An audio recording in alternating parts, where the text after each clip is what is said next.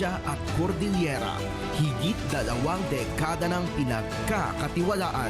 Ito ang radyong pambalitaan ng Tiradpas Network. DZTP, Radyo Tiradpas.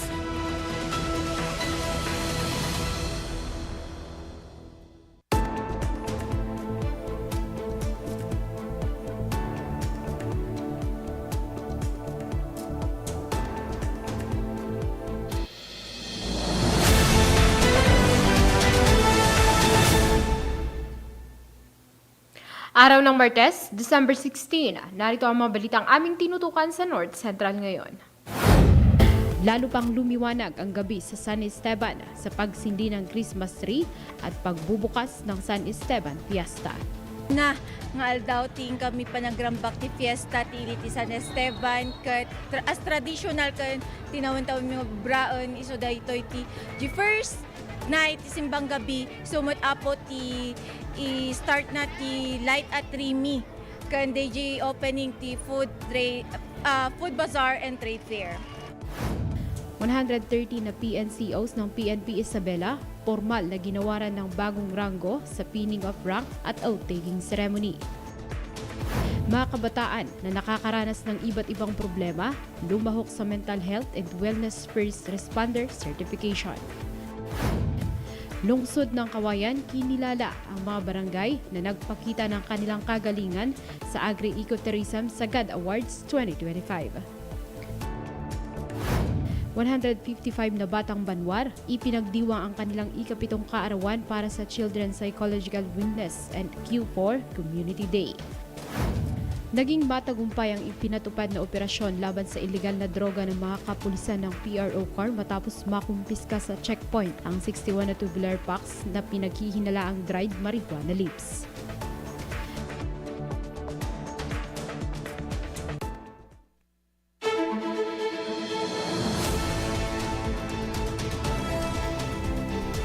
Mula sa News Headquarters ng BPN, ito ang North Central Luzon. Lalo pang lumiwanag ang gabi sa San Esteban sa pagsindi ng Christmas tree at pagbubukas ng San Esteban Fiesta. Yan ang ating alamin sa detalye ni Dati Antalan. Lalo pang lumiwanag ang gabi sa San Esteban sa pagbubukas ng Christmas tree, Christmas village at pagsisimula na rin ng selebrasyon ng Pista ng Bayan.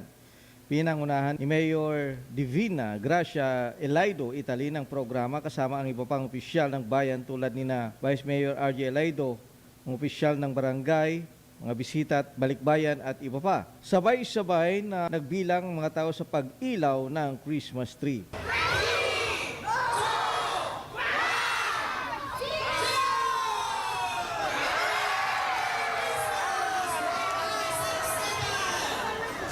Ito ang unang pagkakataon na ang programa ay sa pamumuno ni Mayor Italin bilang Mayor ng San Esteban. Kaya naman, masaya siya. Tatapo dati ti muna nga aldaw ting kami pa ng Grambakti Fiesta ti San Esteban kat as traditional kan tinawon-tawon mga braon iso daytoy ti first night simbang gabi sumot apo ti i-start na ti light at Rimi kan DJ opening ti food bazaar and trade fair. When ti panagfiesta mi ti ilinga San Esteban, duwa DJ ti tinawan-tawan ada ti April kan December ngam ti December apo iso ti kaatidugan. Data ti pinagfiesta mi from start ti December 18 to 27. Samantala, kasabay na nagbukas rin sa araw na ito ang food bazaar at kadiwa ng Pangulo bilang parte ng Pista ng Bayan. Mabibili dito ang iba't ibang produkto ng San Esteban at ang food bazaar na pupunta ng mga makikipista. Nabuksan ito sa bendisyon at ribbon cutting ng mga opisyal. 155 na batang banwar ipinagdiwa ang kanilang ika-7 kaarawan para sa Children's Psychological Wellness and Q4 Community Day. Ang kwento ng balitang yan sa detalye ni Casey Manaog. Matagumpay ni dinaos ng local government unit ng Luna ang Children's Community Day celebration para sa fourth quarter ng December 12, 2025 sa Lunes Sports Center na nakinabang sa 155 batang banwar na nagmarka rin ng kanilang ikapitong kaarawan. Sa pangunguna ni Mayor Gary N. Pinson, itinampok sa aktibidad ang papel ng paglalaro, pagbabahagi ng kagalakan at positibong pakikipag-ugnayan sa lipunan sa pagtataguyod ng psychosocial well-being ng mga bata. Higit pa sa isang birthday party, ang selebrasyon ay nagbigay ng isang kapaligiran nag-aalaga kung saan ang mga bata ay bumuo ng kumpiyansa, nabuo ang pagkakaibigan, pagiging kabilang sa loob ng komunidad. Ang mga batang nagdiriwang ng mga karawan mula Oktubre hanggang Desyembre 25 ay nag-enjoy sa isang punong-punong programa nagtatampok ng mga interactive na laro, clown at magic show at mga masiglang dance number ng mga kilalang mascot kabilang sina Dora, Ben 10, Minion, Spider-Man at Barista. Nakatanggap din ng mga bata ng mga birthday cake, party meal, loot bag at balon na nakadagdag sa maligayan ng kapiligiran. Ang inisatiba na ito ay sumasailalim sa LGU ng patuloy na pangako ng Luna na pangalagaan ng mga karapatan ng mga bata at suportahan ang kanilang holistic na pag-unlad, pagpapatibay sa sama-samang pangako ng komunidad na palakihin ang masaya, emosyonal na matatag at inaalagang mabuti ang mga bantang banwar. Lungsod ng Kawayan, kinilala ang mga barangay na nagpakita ng kanilang kagalingan sa Agri-Ecotourism sa God Award 2025. Jerry Gabaon sa detalye. Bilang pagkilala sa mga barangay na nagpakita ng kanilang kagalingan sa agri-ecotourism at pagpapatupad ng Republic Act 9003 o Ecological Solid Waste Management Act, matagumpay na ipinagdiwang ng lokal na pamahalaan ng Kawayan ang araw ng pagpupugay o ang God Awards 2025 sa Isabela Convention Center. Ipinagmalaki ang dedikasyon ng mga barangay sa pagpapanatili ng kalinisan, nutrisyon at eco-friendly na pamamaraan. Matatandaan ang mga inisyatibong ito ay patuloy na nagiging inspirasyon sa buong lungsod. Nanguna sa parangal ang barangay Marabulig 2nd bilang Best Agri-Ecotourism Communal Garden, habang 15 pang barangay kabilang na ang Nungnungan 2nd at 19 na parehong Hall of Farmer District 2, San Antonio, Catalina, Faustino, Marabulig 1st, Baringin Sur, Gagabutan, Pinuma, Sinipil, Bacolod, Karabatan, Grande, San Pablo at San Luis. Kasabay ng kampanya laban sa karahasan at pang-aabuso sa kababaihan, itinampok din ng nasabing lungsod ang kanilang patuloy na pagtutok sa kalinisan. Matagumpay ang ipinatupad na operasyon laban sa ilegal na droga ng mga kapulisan ng PRO car matapos makumpiska sa checkpoint ang 61 na tubular packs ng pinaghihinalaang dried marijuana leaves. Ismael Brin sa detalye. Tinatayang 7,350,000 pesos na halaga ng dried marijuana leaves ang nakumpiska sa isang 30 anyos na lalaki na naitala bilang high-value individuals matapos madiskubre sa loob ng kanyang sasakyan ang 61 tubular packs na pinaghihinalaang dried marijuana leaves na may kabuuang timbang na 61,250 grams. Ayon sa ulat ng Benguet PPO, nagsasagawa ng checkpoint ang mga kapulisan ng Kibungan Municipal Police Station sa Badu Dangwa National Road nang biglang lumagpas ang isang itim na sasakyan sa halip na tumigil sa checkpoint. Dahil dito, agad na hinabol ng mga kapulisan ang nasabing sasakyan at naabutan ito sa sitio Sakdaan, Barangay Sagpat, Kibungan. Sa isinagawang inspeksyon, nakita ng mga kapulisan ang mga nabanggit na pinaghihinilaang marijuana sa loob ng kanyang sasakyan dahilan upang arestuhin ang sospek. Ang naarestong sospek at nakumpiskang ebidensya ay dinala sa kustudiya ng kaukulang Lead Operating Unit para sa dokumentasyon at wastong disposisyon. Nahaharap din ang sospek sa kasong paglabag sa Republic Act No. 9165 o Comprehensive Dangerous Drug Act of 2002. Abangan sa pagbabalik ng North Central ngayon. 130 na PNCOs ng PNP Isabela, formal na ginawaran ng bagong ranggo sa pinning of rank at oath-taking ceremony. Mga kabataan na nakakaranas ng iba't ibang problema, lumahok sa Mental Health and Wellness First Responder Certification.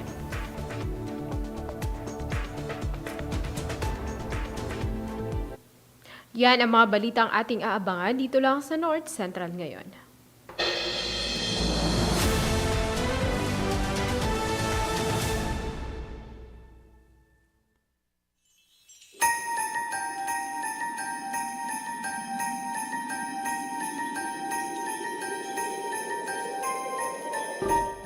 May sa kapatgan at tradisyon kada tayo at Pilipino ti Paskwa.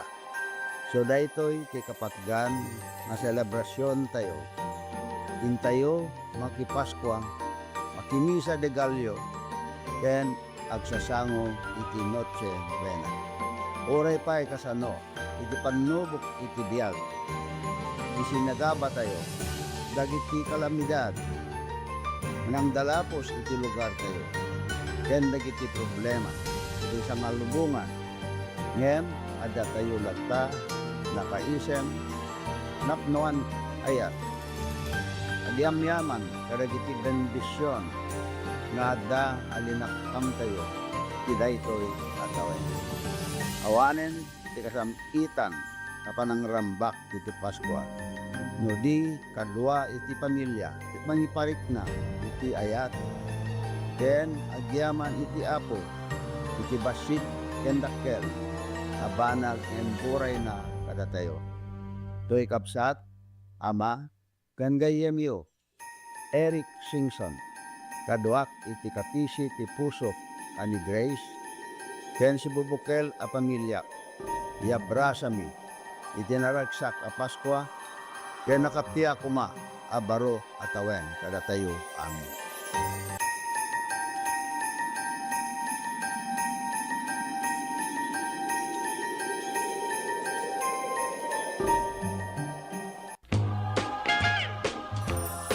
To all my kaprobinsaan, here at home and across the world, may this season remind us of our time-honored principle of panagkakadwa or togetherness and of what truly brings joy even during challenging times. As we celebrate Christmas and the coming New Year, let us choose to live in compassion and unity, act with good faith, and inspire positive change, especially for the next generation. Manipod iti pamilyak, kablaawan kayo iti narambak ken naragsak a Paskwa ken nagasat a baro a tawen. Agyaman kada kayo amin kaprobinsyaan ken Dios ti agngina. Lernel Auto Supply Furnitures and General Merchandising aglako tinalaka ken di kalidad a piyesa dagiti lugan kas kumay Toyota, Isuzu, Mitsubishi, Mazda, Puso ken Jeep aglako na pay ti amin na klase ti baterya kas kumay ti Motolite, Electron, Stallion ken Inner Strength tapay ti pilid a Goodyear, Gaha, India, Thailand ken China Tires agraman ti interiors da adapay ti mulye ken radiator. Gumatangan pa iti motorcycle parts ken electrical parts at dapat iti aparador, stunted, divider, stroller, double beds ken monoblock chairs at dapat iti piyesa ti Yanmar ken Kubota ken appliances. Masarakan ti main store iti Waigdaya, Quezon City 077-254-0115. Iti Barangay San Jose 077-254-0067. Iti San Juan 077-254-0085. Ken iti Santa Cruz 077-302-0705. Lernel Auto Supply Furnitures and General Merchandising kukuha kanimat matunan. Da Nelson ken Lerma Chowa ken dagitian nakda.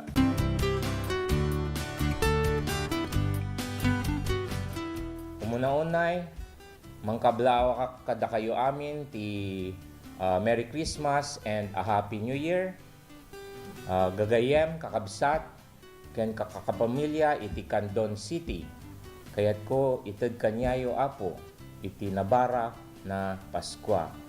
Laglagupin tayo iti napudno na kay panan na giving sharing ken mangiparit na iti thank you iti pamilya tayo. Agyaman unay kada kayo toy puso ken ritna. Makimay-maysa kada kayo, iti daytoy na selebrasyon, iti birth of our Lord Jesus Christ, our Lord, Savior, and King. Agyaman unay, Dios agngina kada kayo amin.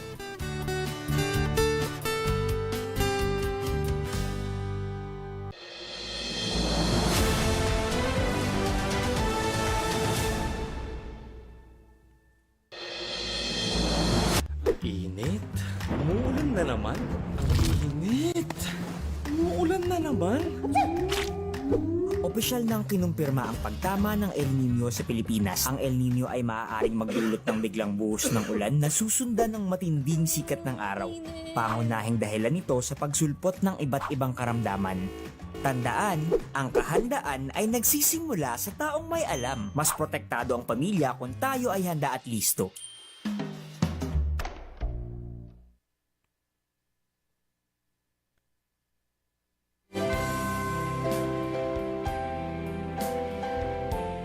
May the spirit of Christmas fill your hearts with grace and blessings. Sapay kuma, tanawad-buat na grasya, ken bendisyon, iti sumangbay kadagiti pamilya tayo. Here's to a brighter and more blessed year ahead. Merry Christmas and a joyful New Year.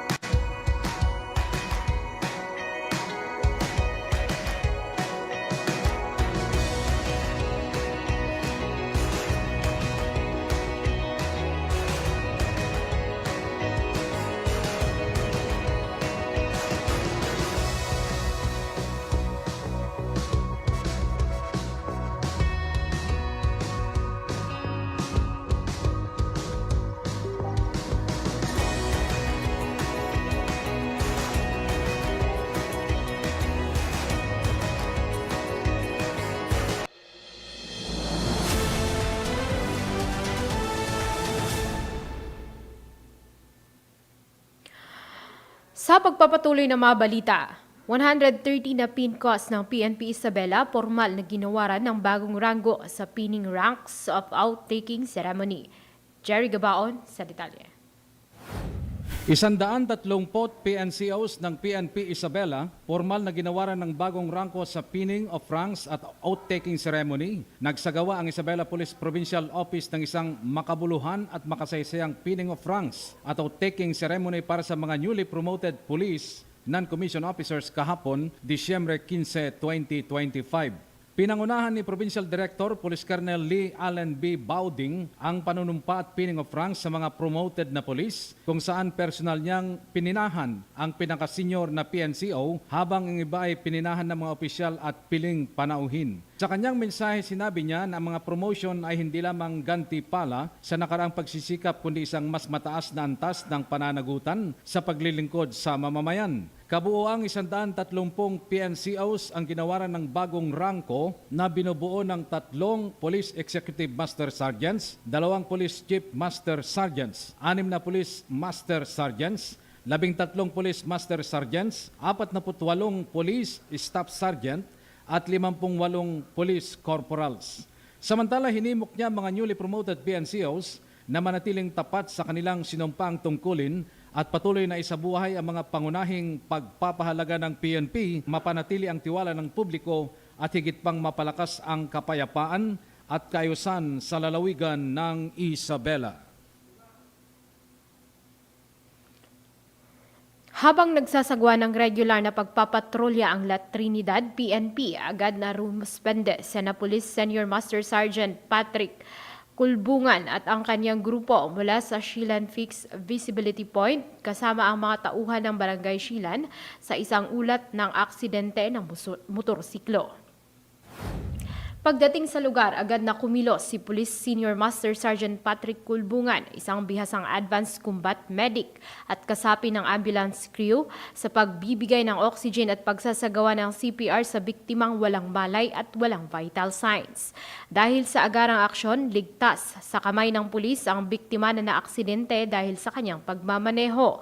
Matapos ang agarang first aid, ang biktima ay mabilis na isinugod sa Benguet General Hospital sakay ng Tublay Far Ambulance para sa karagdagang gamutan.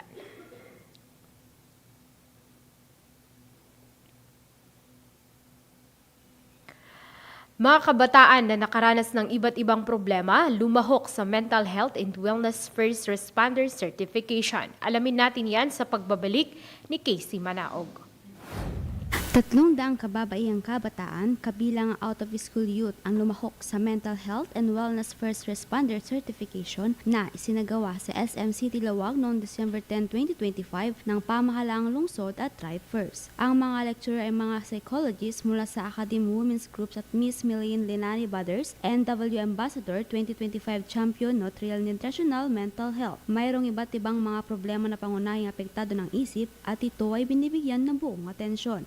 Malaking tulong ito sa mga dumalo dahil mas maunawaan nila ang sitwasyon ng mga nakakaranas ng mental health at kung ano ang kanilang tungkulin sa pagtulong sa mga dumaranas ng depresyon. At yan ang mga balitang aming nakalap sa North Central ngayon. Maaari kaming i-follow sa aming social media accounts para palagi updated sa aming live stream.